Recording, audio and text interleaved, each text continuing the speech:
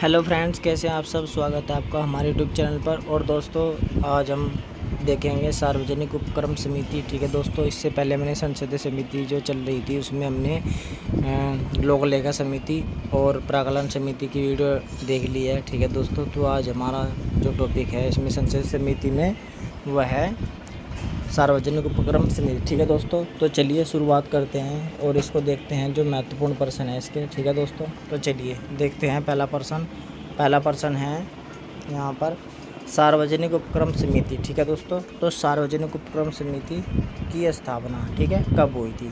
ठीक है दोस्तों, तो सार्वजनिक उपक्रम समिति की स्थापना कृष्णन मेनन समिति की सिफारिश पर पहली बार 1964 में थी। ठीक है दोस्तों, 1964 में। और किसकी सिफारिश पर?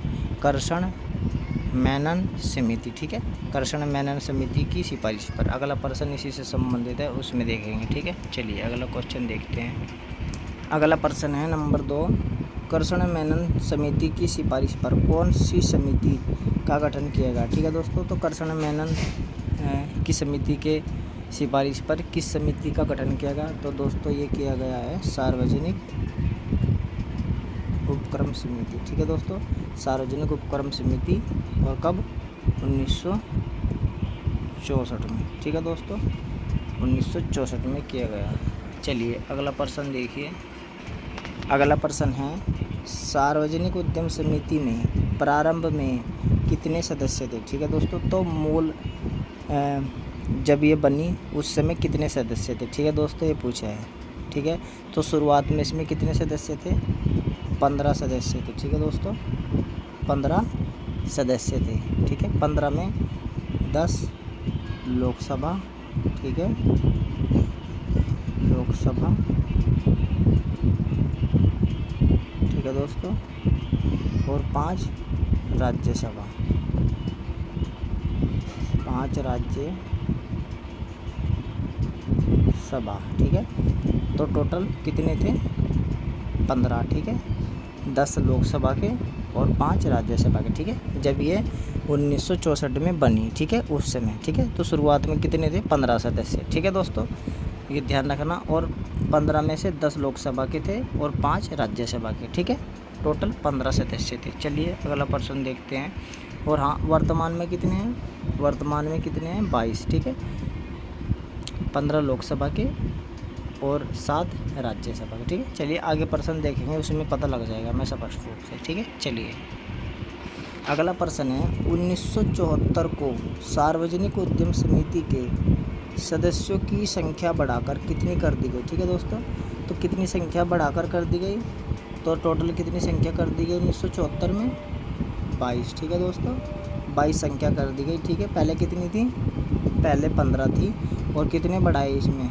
+7 किए। ठीक है, अब कैसे कैसे किए? 15 तो लोकसभा। ठीक है दोस्तों, लोकसभा। और 7 कितने हो गए? राज्यसभा में। ठीक है, 7 राज्यसभा में, टोटल 22। ठीक है दोस्तों, और पहले कितने थे? पहले थे 10 और 5 15। ठीक है दोस्तों, तो आप यहाँ पर समझ सकते हैं पूरी तरीके से। चलिए आगे चलते हैं अगले क्वेश्चन पर। अगला प्रश्न है सार्वजनिक उद्यम समिति में लोकसभा के कितने सदस्य हैं। ठीक है दोस्तों, तो लोकसभा के कितने सदस्य हैं? देखिए हम दोनों तरीके से बात करेंगे। जब मूल समिति थी, ठीक है दोस्तों, तब कितने थे? तब 10 थे। ठीक, लोकसभा के। ठीक है, ध्यान से सुनना। और वर्तमान में कितने हैं? 15। ठीक है, लोकसभा के वर्तमान में 15। तो सार्वजनिक उद्यम समिति में लोकसभा के कितने सदस्य? यदि इस तरीके से प्रश्न आए तो आपको 15 लगाना है। ठीक है दोस्तों, यदि वर्तमान पूछे तब भी 15 लगाना है, यदि डायरेक्ट पूछे तब भी 15 लगाना है। यदि पूछे कि सार्वजनिक उद्यम समिति प्रारंभ में कितने लोकसभा के सदस्य थे या मूल समिति में कितने लोकसभा सदस्य थे, तो कितने थे? 10 थे। ठीक है, और अभी कितने हैं? 15। ठीक है दोस्तों, और ये कब बने? 1974। ठीक है, 1974 में। ठीक है, 1974 में। ठीक है, और ये समिति कब बनी? ये कब थे? 1964। ठीक है, मतलब कि 10 साल बाद ये 15 हो गए। ठीक है, चलिए आगे चलते हैं अगले प्रश्न पर। अगला प्रश्न है सार्वजनिक उद्यम समिति में राज्यसभा के कितने सदस्य हैं। ठीक है दोस्तों, तो कितने सदस्य हैं राज्यसभा के? 7, ठीक है दोस्तों, 7 राज्यसभा के सदस्य हैं, ठीक है, राज्यसभा, ठीक है दोस्तों। और पहले कितने थे? 5 थे, ठीक है, पहले मूल समिति में कितने थे? 5, ठीक है, 1964 में, ठीक है। और ये 74 में, ठीक है। चलिए आगे देखते हैं अगला प्रश्न। अगला प्रश्न है सार्वजनिक उद्यम समिति, ठीक है, में वर्तमान में कितने सदस्य हैं? ठीक है दोस्तों, वर्तमान में 22 है, ठीक है। और कितने लोकसभा के कितने हैं? 15 और राज्यसभा के 7, ठीक है, टोटल 22, ठीक है। चलिए आगे चलते हैं अगले प्रश्न पर। और सार्वजनिक उद्यम समिति, उपक्रम समिति एक ही बात है, ठीक है। चलिए आगे चलते हैं। अगला प्रश्न है सार्वजनिक उद्यम समिति के सदस्यों का कार्यकाल कितने वर्ष का होता है? ठीक है दोस्तों, तो उद्यम समिति के कार्यकाल कितने वर्ष का होता है सदस्यों का? तो 1 वर्ष का होता है। देखो दोस्तों, हमने इससे पहले लोक लेखा समिति भी देखी, ठीक है दोस्तों, लोक लेखा, ठीक है, लोक लेखा। इसके बाद हमने दूसरे नंबर पर क्या देखी? प्राकलन, ठीक है, प्राकलन, ठीक है दोस्तों। तो इसका भी 1 साल का, इसका भी 1 साल का, और ये उद्यम समिति है ये वाली, इसका भी 1 साल का, ठीक है। तो इनका तीनों वित्तीय समिति का 1 साल का ही कार्यकाल है, ठीक है दोस्तों। चलिए अब हम चलते हैं अपने नेक्स्ट क्वेश्चन पर। अगला प्रश्न है हमारा, निम्नलिखित में से कौन सार्वजनिक उद्यम समिति का सदस्य नहीं बन सकता? ठीक है दोस्तों, तो देखिए लोकसभा सदस्य भी है, कितने? 15 हैं। राज्यसभा सदस्य कितने हैं? 7 है, ठीक है। और मंत्रिपरिषद का सदस्य 0, ठीक है दोस्तों। तो मंत्री परिषद का सदस्य नहीं बन सकता, मंत्रिमंडल का सदस्य नहीं बन सकता, क्योंकि मंत्री इसका सदस्य नहीं बन सकता, ठीक है। ये तीनों की तीनों जो समितियाँ हैं, ठीक है दोस्तों, उन तीनों में भी कोई भी सदस्य नहीं बन सकता, ठीक है। ये आप ध्यान रखना, चाहे लोक लेखा हो, चाहे प्राकलन समिति हो, और चाहे सार्वजनिक उद्यम समिति हो, ठीक है दोस्तों। चलिए नेक्स्ट क्वेश्चन देखिए।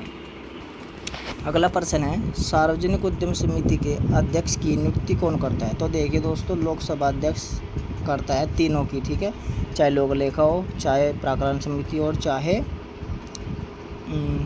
सार्वजनिक उद्यम समिति हो, ठीक है दोस्तों। और देखिए यहाँ पर लोकसभा के सदस्यों में से करता है, ठीक है दोस्तों। चलिए अगला प्रश्न देखिए। अगला प्रश्न है सार्वजनिक उद्यम समिति या उपक्रम समिति का अध्यक्ष किस सदन का बनता है? तो दोस्तों लोकसभा का बनता है, ठीक है, राज्यसभा का नहीं बनता है, ठीक है। तो लोकसभा का सदस्य में से ही चुना जाता है, ठीक है, इसीलिए राज्यसभा के सदस्य में से अध्यक्ष नहीं बनता है, ठीक है दोस्तों, आप यहाँ पर ध्यान रखिएगा। चलिए अगला प्रश्न देखते हैं। अगला प्रश्न है निम्नलिखित में से कौन सा कार्य सार्वजनिक उपक्रम समिति का नहीं है? ठीक है दोस्तों, तो देखिए ये पहले वाला भी है, ठीक है, सार्वजनिक उद्योग के प्रतिवेदन और उल्लेखों की जांच करना, ठीक है, ये पहले वाला भी है। सार्वजनिक उद्यम पर के प्रतिवेदन की जांच करना, ठीक है, मतलब ये है कि जो सार्वजनिक उद्यम है, ठीक है, उद्यमों पर CAG के प्रतिवेदन की क्या करना? जांच करना, ठीक है दोस्तों। और ये तीसरा भी कार्य है, तीसरे वाला भी कार्य है, यह जांच करना कि सार्वजनिक उद्यमों का प्रबंधन ठोस व्यावसायिक सिद्धांतों तथा आयुक्त संगत, ठीक है दोस्तों, यहाँ पर देखना आयुक्त संगत, यहाँ पर ये युक्ति संगत है, ठीक है दोस्तों, युक्ति संगत व्यापारिक प्रचलन के अनुसार दिया जा रहा है, ठीक है दोस्तों।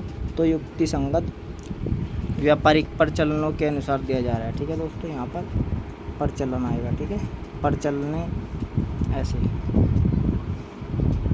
प्रचलनों, ठीक है, प्रचलनों के अनुसार दिया जा रहा है, ठीक है दोस्तों। तो इसका जो सही उत्तर है वह है नंबर 4, ये इसका कार्य नहीं है, ठीक है दोस्तों, नंबर 4 सार्वजनिक उपक्रम समिति का कार्य नहीं है, ठीक है। चलिए नेक्स्ट क्वेश्चन देखें।